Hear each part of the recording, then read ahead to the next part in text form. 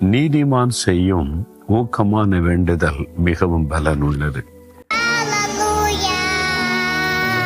உத்தமனாய் நடக்கிறவர்களுக்கு கர்த்தர் நன்மையை வழங்காதிரார்.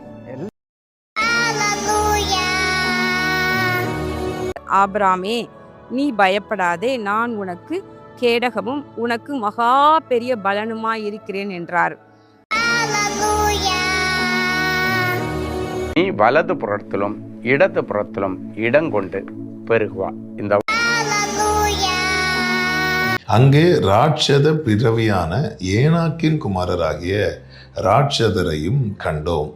நாங்கள் எங்கள் பார்வைக்கு வெட்டுக்கிளிகளைப் போல் இருந்தோம், அவர்கள் பார்வைக்கும் அப்படியே இருந்தோம் என்று சொல்லி, இப்படி இஸ்ரவேல் புத்திரருக்குள்ளே தாங்கள் சுற்றி பார்த்து வந்த தேசத்தை குறித்து துர்ச்செய்தி பரம்ப செய்தார்கள்.